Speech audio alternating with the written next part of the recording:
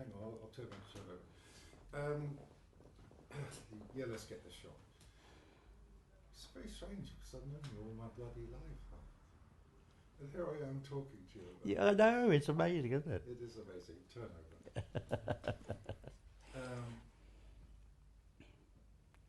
Just tell us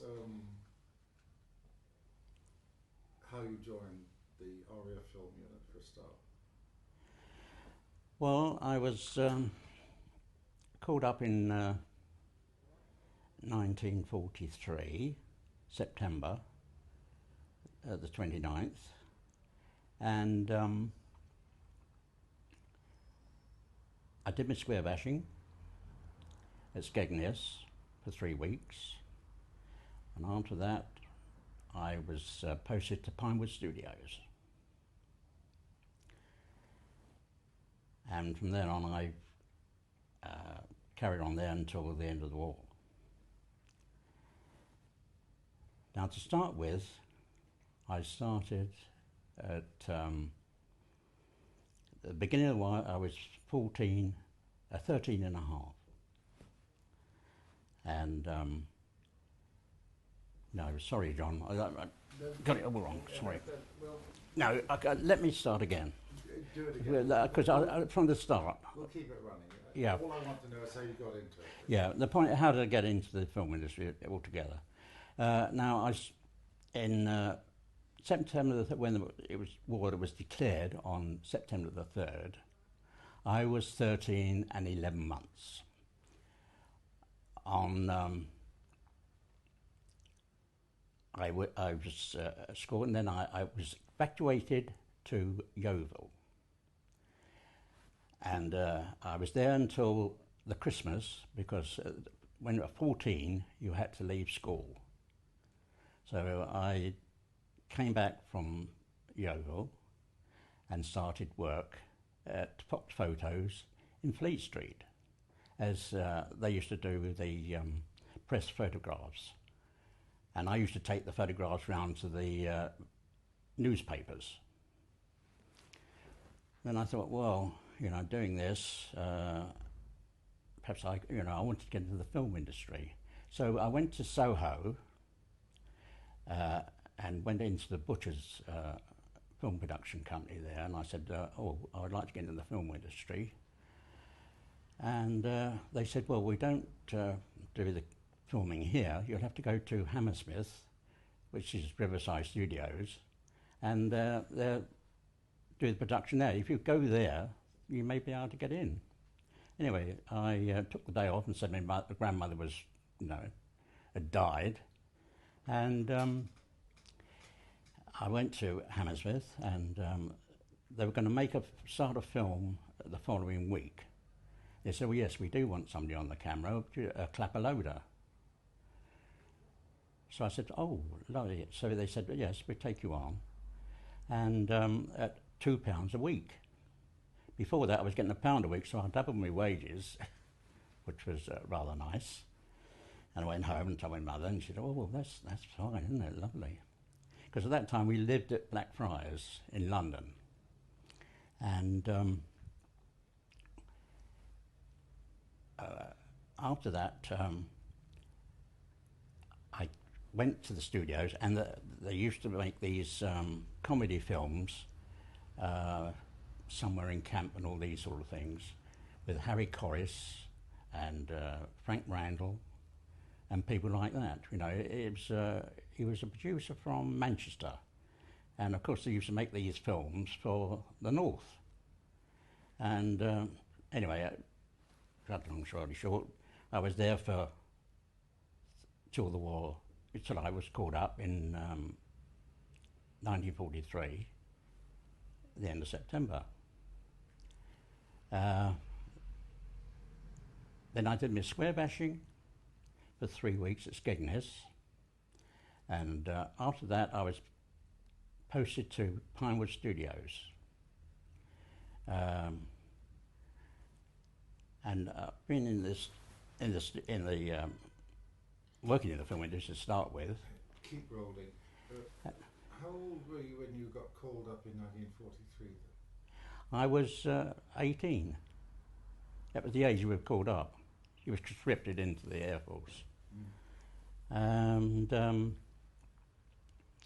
from there, as I say, I went into the RAF film unit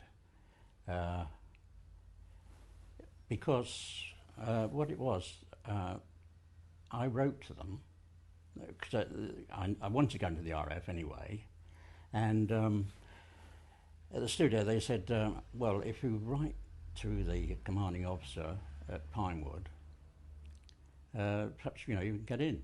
Anyway, I wrote the letter, and I got a letter from the cameraman, who was Jeffrey Faithful at the time, and sent it off. I heard no more. And after, when I went to Skegness and got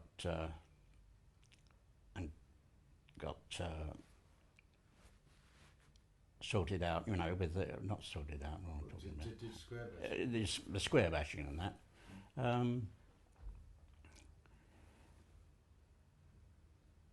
But can you remember your first RAF cameraman appointment? Yes. When I arrived there, they said,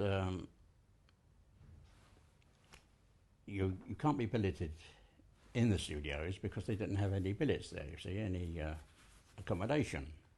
So they said, where do you live? And I said, well, I live in London, at Blackfriars. So they said, well, can you get home? Would you like to live at home? I said, oh yes, thank you very much. So anyway, they fixed me up with a travel permit and a ration book. And so I went home and stayed there for, what was it? That was 43, September. But the war was still going on. There must have still been bombing raids in London and things like that. Oh, yes. So you had to dodge bombing raids? Absolutely. I mean, it was really bad, and I was in the ARP for a while until I went into the service. And I used to walk around the streets, with the... And used to have to check when the incendiary bombs came down, and the place was catching lights and all that sort of thing, these factories and things. If I used to see anything, I used to go back to the post and say, oh, there's lights, there's things are on fire and all that sort of thing, and then they used to get the fire brigades out and all that sort of thing and go around. But it was quite hectic then, because you had the shrapnel coming down from the anti-aircraft guns and all that sort of thing, And no, it was very, very, very, very hard. How did you actually join the RAF film unit? Did one day they just said you're on the staff and that's it, or what? Well, as I say, I was posted to Pinewood Studios, and as a camera, on the camera, and there they said, okay, you've got all the experience of being on the cameras and that. So then we used to do all this sort of aircraft recognition stuff, filming and all that.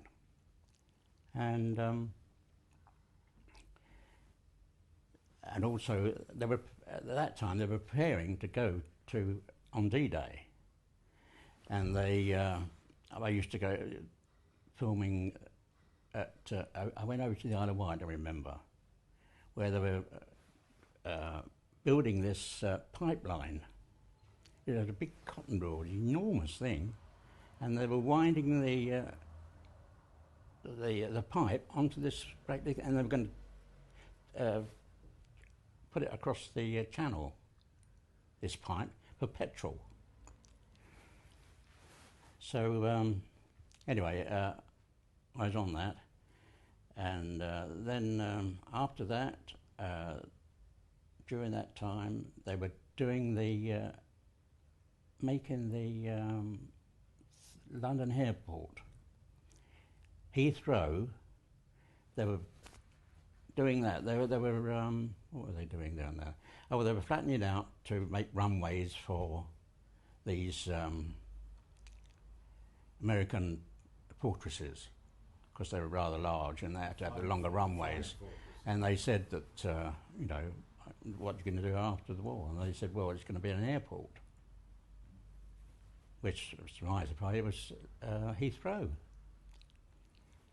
Anyway, well, I'm just going to ask you, can you remember the first RAF film unit job you went on to film? was aircraft recognition.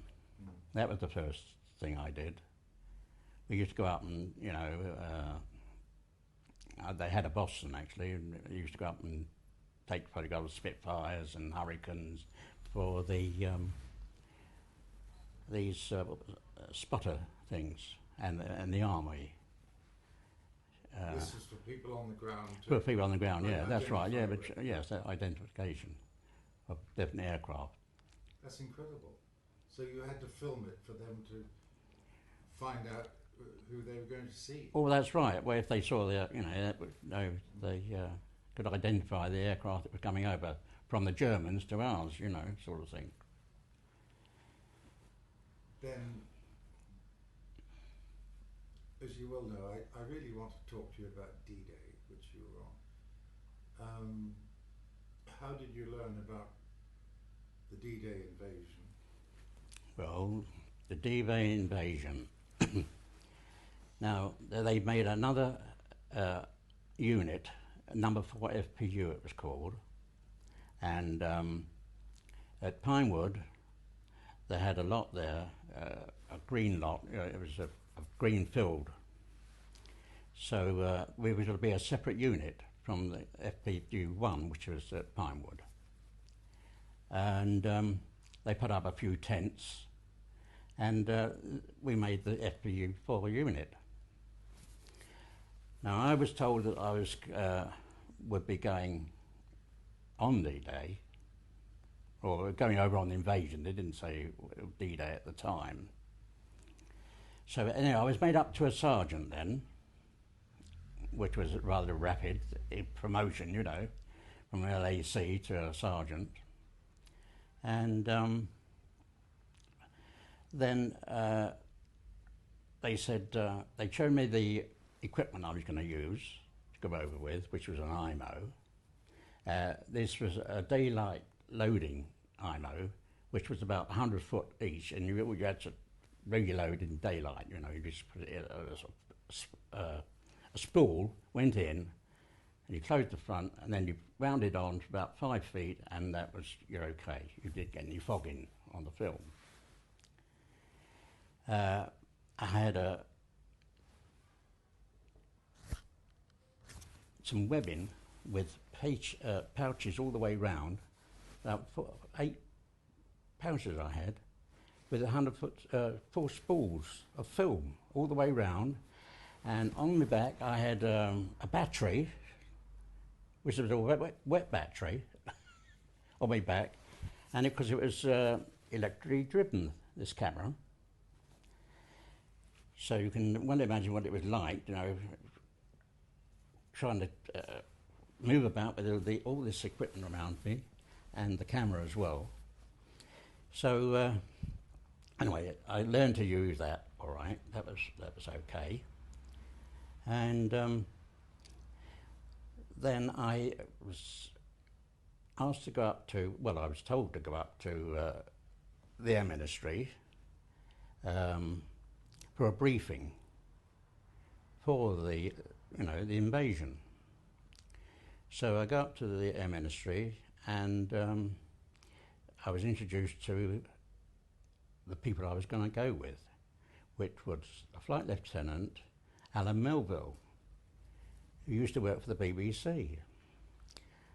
And I just met him, he told me what they were going to do. I was going to go with him and a war correspondent, which was a chap called Henry, and he was a Reuters correspondent, and a driver. and we had a Jeep called a Miami, which Alan had got because he knew a lot of stage people on that, and he used to write musicals, stage musicals, and he knew a Miami Gingold very well. So he called this Jeep a Miami, so a Miami was the thing. So we went to, he said, right, when the time comes, we're gonna go over on H-hour +2. So I said, oh, right, fine. So I knew H-hour was going to be the start. The first wave was going to go over. And I said, oh, well, that's fine. He said, what I'll do is, when we're due to go, he said, you'll be informed, and we'll pick it up from Pinewood. So, when was it? The end of May,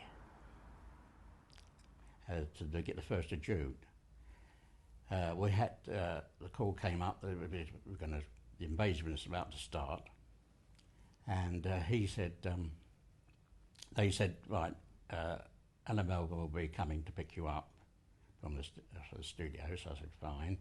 I had a kit bag and that, and the equipment, and they turned up with this Jeep, and the war correspondent and the driver, and what he was going to do was to record as well for the BBC things for like soldiers being interviewed and for things back home, so it would go on the radio. So he had his equipment, I had my equipment, we had our kit bags, we had the case which the war correspondent had, and the driver's equipment as well. I'm just going to keep rolling, but it wasn't very secret. I mean, could you explain to your wife or something? No, well, I wasn't married then, of course. No, I wasn't married. I was still young. No, I wasn't married then. I know, but was it seemed like a very secret operation? Well, it was, yes. Everybody was kept quiet. And then, anyway, I say we went down to the coast. There was a place just outside Portsmouth where they were congregating, the embarkation place. All the forces were there. There was the army, which were the commandos. There were thousands of those there. And anyway, it was a rainy day when we went down to the coast, and this war correspondent was sitting in the back with me. It was a very tight fit. You can well imagine with a Jeep with all this equipment as well. Alan was in the front, next to the driver, and there's going down there. It was rather cold and windy, and there's this correspondent saying, "It's a terrible draft at the back here. It's all right if you're in the front, and that." And of course, they didn't get on very well at all. Alan and this correspondent, he was always moaning and complaining about things, So anyway, we get down there, and Alan goes to one place because he's an officer, and the war correspondent, he's with Alan, and the driver and myself. There was a separate sort of camp for sergeants and things like that, and one for sort of drivers and things. Well, apparently the driver, he went to sleep in this truck at the back because he was he was much older than me, and of course he'd been in the desert and all this sort of thing, so he knew all the things to do, and he thought he'd sleep on this truck. Anyway, during the night, he apparently fell off the truck and crashed. Had concussion, so he had to go off to hospital. So that left Alan. Left Alan and the correspondent and myself on our own. So Alan had to drive, So it wasn't too bad. The correspondent was all right. He sat in the front after that. Anyway, we were... the next day, we were... after being there, Alan went to the information place, and he said... they said to him that the king was going to come down and interview the troops. So I said, oh, well, it might be a good idea, you know, I could film this and that. So he said, I'll see what I can get permission for you to go down there and film. So he came back and he said, yes, fine, yeah, I can get you down there. So went down there, and just before the king arrived, there's a big Rolls Royce comes along. I'm thinking it's the king. Anyway, I'm filming it merrily away at this thing coming down, and who was in it was Montgomery. He was the far side. He saw the camera. He came straight over towards me to look in there and waved. You know, I thought, oh my God. Anyway, he went down, and after that, somebody said, what are you doing there? You shouldn't be up here. You know, you've got to get down out of the way. The king. So Alan said, you know, no, it's all right, we've got permission to do all this. Anyway, the king arrives, and he goes out, and all these troops, it was a mess. This field was just full of commandos in green berets. And there's the king walking down and all that, and he's walking along, and he drops his stick, the king. He goes down, the other chap who was, you know, the other officer who's with him, general, goes down, and they both crash into each other as the king. Almost lying on the floor, the pair of them. Anyway, cut a long story short, that was that, and I got some very good stuff. But I'd shot so much film that I wouldn't have had enough to take over on D-Day. So I said to Alan, I said, I've got to get some more film. I said, I've run short of film now. So he said, I'll see whether I can get you to go back to Pinewood and get some film. This is, you know, I mean... Ooh. But this was crazy in a way. Here you were going over on the biggest invasion... That's right. in history, and you had no bloody film. That's right. Well, the point was... How did you get the film then? I'm going to come to tell you. So, right, he gets a message through to Pinewood to say, so he said, you can go back to Pinewood. So the driver and I, during the night, go back to Pinewood. Well, I mean, we shouldn't have been allowed outside the camp, really, but we managed to get away, go back to I got back to Pinewood and got the film, and overnight, I went home, and the driver went home. And when I got home, I said, oh, I said, yeah. She said, what are you doing? So I said, oh, it's D-Day's coming up, you know, but the invasion's coming. He didn't say D-Day. The invasion's coming up. I said, and I'm probably going home in that. So she said, you're not going over there, are you? So I said, on the first day? So I said, yes. I said, it's all right, don't worry about it. I said, because it's HR I'm going. Well, I said 2 hours after HR, and it goes A, B, C, D, E, F, G. So it's a long time, you know, they'd all be in and well away, you know, and I should be all right. And I said, anyway, I'm going with Anna Melville, who is working for the BBC as well. And I said, and the reports would come through for him to on the BBC. So, you know, if Anna Melville was on, you know, I'm all right. So she said, oh, right, okay, fine. Anyway, I go back to the camp. We get back there the next day with all the film and that, so we're okay. By that time, of course, I've taken the film, which I've shot, to Pinewood anyway, so they could process it all. Because they had their own processing thing at Pinewood for the RAF. get back to the camp. So the next day, we were prepared to go. We were going to be loaded on. I think that was on the 2nd or something like that. It must have been the 2nd of June. Anyway, all this was going on to this landing. We were put onto a landing craft tank, which was quite a big thing, you know. There were tanks on it, there was lorries on it, there was ducks on it, these ducks. And we was in a jeep in between all these big things, you know. Can you remember what time in the morning was this? Well, during the loading was in the afternoon. Anyway, we were loaded on, and we were at the Isle of Wight. We went out, and we were just off the Isle of Wight where we stayed. We were due to go the next morning, but then it was postponed for a couple of days because of the weather. So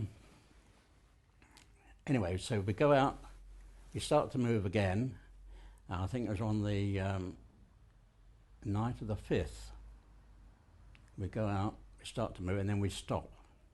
We stopped, then on the morning of the 6th, I slept on deck that night, and it was about 5 o'clock in the morning. It was getting light. When I looked, it was one mess of ships everywhere. It was just black with ships. Oh my God. And then we started to move again. We all started to move on the 6th. And what was the time? We got to France about 9:30, something like that, in the morning. We sort of anchored off about 2 miles offshore. Then I said to Alan, I said, now the point is, who's going off first? So he said, I think we're last. I said, now the point is, there's no point in me being last. What I wanted to do is to get things being unloaded. Like these, we had a balloon squadron as well, which these barrage balloons they were going to put up along the beach. I said, what I really wanted to do is to get on the beach first and film them coming in and being unloaded and then putting the balloons up. So he said, well, I'll see if I can get you on the first thing that's out. And the first thing that was going out was this duck, which was a medical thing. It was a captain and a couple of other army people, and it was the medical, and they had medical supplies on board. So he said, okay, he said, I've got you on that, you go on that, and he said, I'll see you on shore. Because I thought, oh, just go on the beach, nothing there, you know, all right, just filming things coming in, ships. Not really until I got there. Anyway, we get off, they open the front doors, this duck comes out and goes into the water. It's 2 miles offshore, this is. So we're steadily going along, because they're not all that fast. And then we've got about a mile from shore. Then on the left-hand side, which is Weestrom, these rockets came over, firing at us. And just, you know, just landing just in front of us. So the chap who was driving this damn thing, he went green, absolute green. He said, I can't go on, I can't go on. And I said, you can't go on, you've got to go on. He said, no, I can't. He said, if you don't, I'll throw you over. He said, I'll throw you overboard. He said, drive. So anyway, it got him to drive the thing again. I mean, he's still there. I thought, this is great, this is, isn't it? Anyway, we get to the beach. We start to go up the beach, and I said, let me off. You know, I would go. He said, I'm sorry, Sergeant, he said, you can't. I'm not stopping. I'm not stopping. Oh, God. Anyway, I look over the side, and down beside, in the by the water edge there, this body, half body of a soldier, naked at the top, a young lad. He was worn. I'll never forget it. I always think about it now. He was auburn-haired. He had blue eyes. His eyes were wide open, and there was no bottom to him at all. And he was just there, and he was just lapping. The waves were just lapping over him. Oh my goodness. Anyway, they take me up to the front line. They wouldn't let me off at all, anywhere. He takes me up to the front line, to this forward medical thing they had there, tent. And he said, I said, oh, he said, we can get off now, you know, this is where we're going anyway, this is it. So I get off. We're about 3 or 4 miles from the beach. So I had to get back from there to the beach. So, you know, walking back on my own, you know, at a very young age, I'm walking along. It took me about 2 hours, I think, to get back to the beach. I get to the beach, and I thought to myself, where are all the balloons, you know? I've got to find the unit where Alan's going to be, and the war correspondent. So I come over this sand dune. I'm walking along, and I could see the RAF markings down there by a banker. It was a good way away. Then suddenly a Messerschmitt comes down strafing along the beach, straight at me. I dive into amongst soldiers, I thought, just lying there, you know, just waiting to go up to the front line or something. I go in amongst all these things, and I thought, oh, I'll go down with them. And I did, but I found that every one of them were dead. There had been a lot of them, and I was amongst them all. Oh dear, I thought, this is it. Anyway, after that, the thing goes off. I get up and start, and I walk towards the bunker. And I get there, and there's Alan there, and he said, where have you been? I said, where have I been? I said, I've been up the front line. He said, I thought they were going to see you on the beach as you had me changed. Tell it for 1 second. It's recording it now, and that's it. Anyway. Are you happy? Yeah, I'm happy. We'll turn over again then. So you're on this beach, Well, surrounded yes, by dead bodies. I get to it, and Alan says, where have you been? I said, I've been up front line as I've walked all the way back. He said, you don't look too good. I was tired. I'd eaten all day. He said, come and have a cup of tea. He said, we've made a cup of tea. He said, come and have a cup of tea and sit down and have a cigarette. I said, oh, thanks a lot. He was a very nice man, actually. So he said, a nice cup of tea and that. And, of course, the ship, the landing craft was still coming in on the beaches and that, and unloading stuff and all that sort of thing. And this was about 5 o'clock in the evening by that time. And I got beginning my stuff out of the kit bag and all that ready, because we're in this little bunker which they'd found, and we're all sleeping in there, you know. We made this our sort of base. I said, where's all the barrage balloons then? They said, oh, they had to be cut away. They had to be cut off, because a message came through that the German aircraft that were coming down strafing, they were taking the line from the balloons. So they said, cut them all away. They were all going to go, everything. So these balloons were flying all over the place, apparently. So that was a waste of time, in actual fact. So that evening, we had a meal, which was tinned sausages, which we had, and what else was it? Oh, we had these biscuits, horrible biscuits, hard as iron. Anyway, we had that, and then about 6 o'clock in the evening, we heard a roar of aircraft. I got up and I said, what is going on? And I looked towards the out, and we see this vast armada of aircraft. The sky was black. It was the Dakotas pulling the gliders in. And they were going to go in, trying to get in, just before Caen.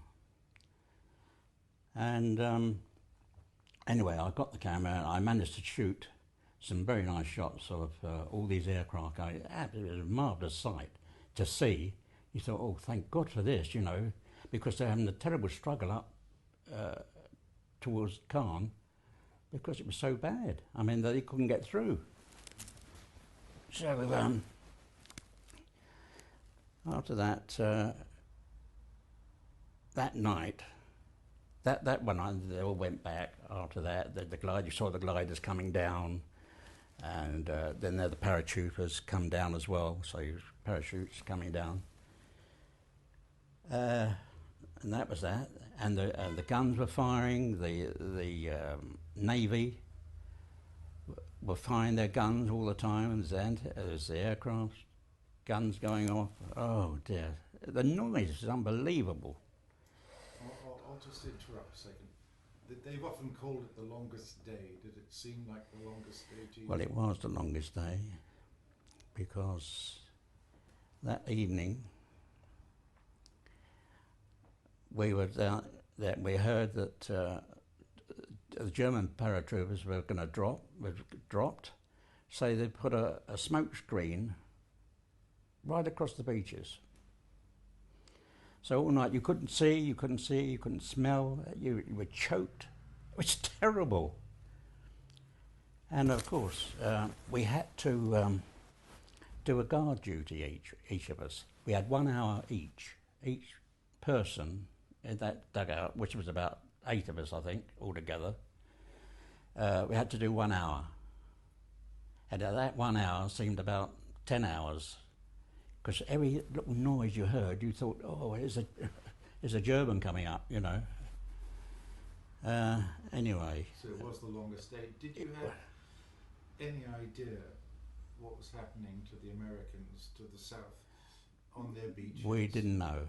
No, it wasn't until later we heard that they weren't doing very well. They got hammered. Yes. We had heard that Alan, was to get the reports through. Sword and Juno, your beaches. They were quite successfully occupied, weren't they, really? Yeah, so we weren't too bad, really.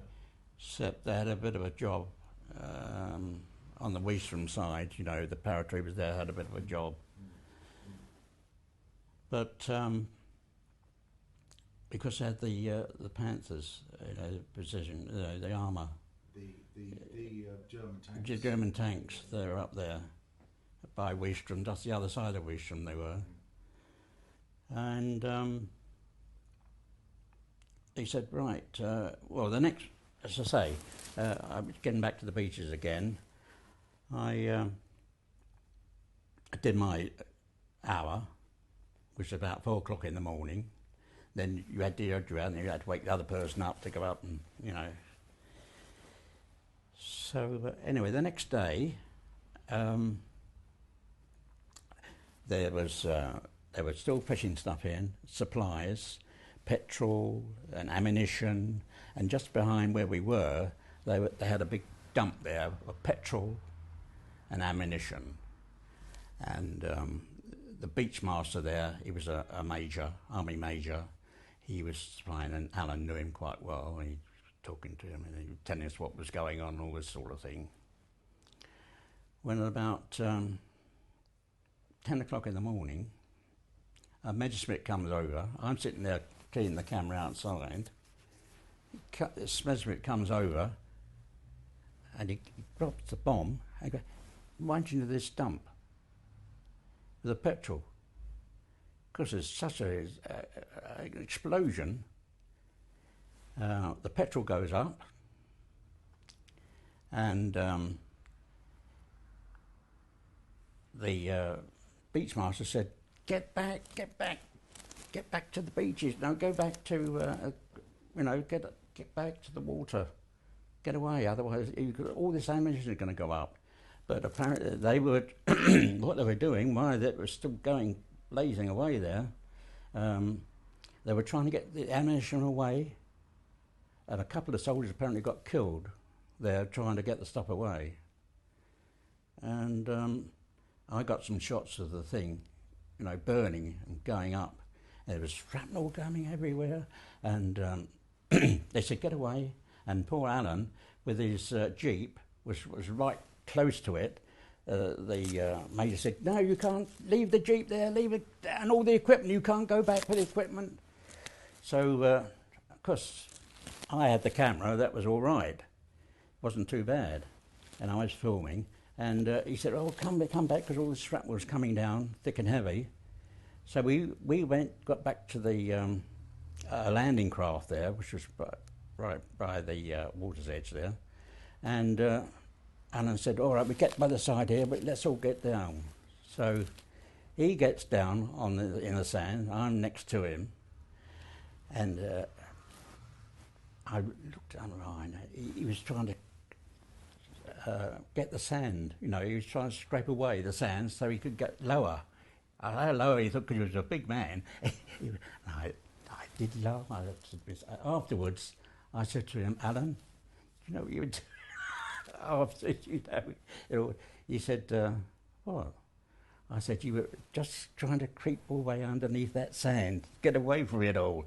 He said, well, I've never been so frightened in my life. He said, I thought we'd had it then. But me, to me, I didn't worry about that at all. I didn't think about getting killed at all. I didn't think I was going to die.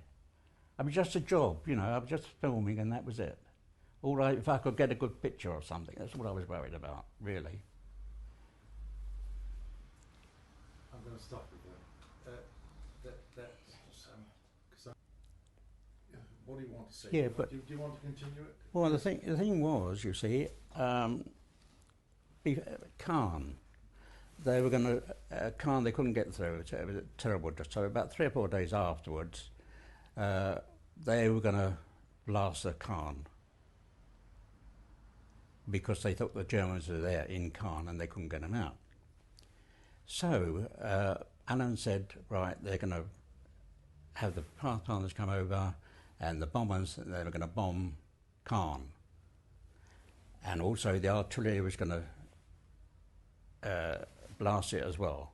So I said, well, the thing is, I want to get as near as I can to Caen and get a position so I can film this. And this was at night, in the evening it was. Anyway, I found myself a haystack in a farm. And I got up there and I could see Caen in the distance, So I'm up there with my camera and I'm up there, and suddenly a staff car comes along. And I looked down, who the hell was that? So two officers got out of this car, staff car, and a voice said, can you get a good view? Is there a good view up there? I said, yes, sir, I think, yes, that's all right. He said, do you mind if I come up? I said, of course not. And up there, who came up was Air Vice Marshal Cunningham and an Army General, which I think was Dempsey. And he said, oh yes, it's quite good here, isn't it? He said, do you mind if we're here? I said, no, sir, of course not. So he said into the Army General, he said, the Army, he said, now what we're having is we're going to have the Pathfinders come in, and then he said the heavy bombers will come after that. So the General said, Yeah, what we're going to have the artillery goes first. So, right, so the artillery starts up, battering away there. Then there's drone aircraft coming over, and you see all these flares being dropped down, Pathfinders, and then heavy bombers came over and started.